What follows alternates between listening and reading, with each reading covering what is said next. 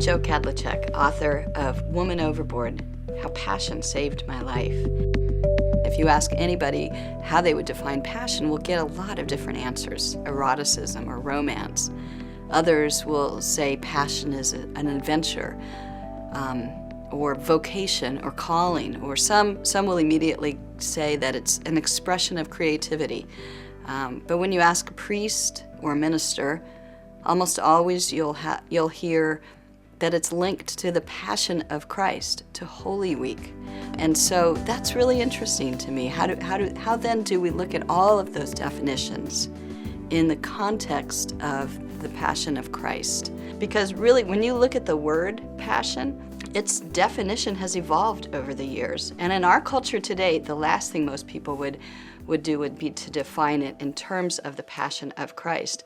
But its original definition actually does come from the Latin passio, which is to suffer, and in context specifically, it's the Christ who has suffered. And then from that word evolved into general suffering, and then we took on all sorts of intense emotion. And all of those definitions really do help us in figuring out how to live out what we're born for, how to live out our particular callings in the context of our Christian faith, and how to make sense of a world that is broken through the death and life of Jesus.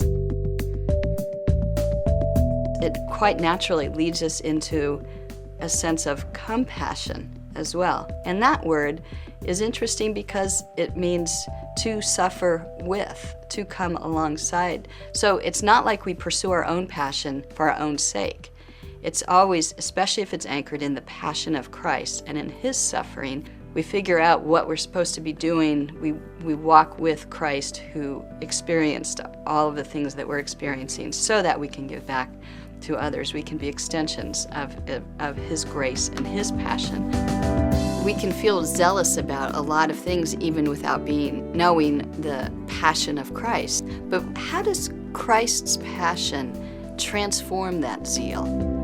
When we begin to recognize that He has suffered for our sake, taken our sins on the cross, and yet rose again to commission us to be His new body, it changes our lens on life. It changes the stories we write, the projects we participate in, because we have a whole different perspective. And I think that moves us outward. It's always so that the Passion of Christ can be displayed in what we do towards others. We can then begin to serve others in these wonderful ways that reflect His wonder and His grace and His own passion. It's not an easy life, the passionate life. And so inherently there's a sense of suffering that can come when we pursue our passions. I mean, think in terms of what will happen. We have to take risks. We have to jump overboard. We have to recognize that this could be hard. This could be scary. This could be dangerous if we jump overboard. But consider how dangerous it would be to stay put. When our identity is anchored in the Passion of Christ, it frees us to jump. It frees us to take the risks that we've always wanted to take, to pursue the things we've always wanted to pursue. So why not? What are we waiting for?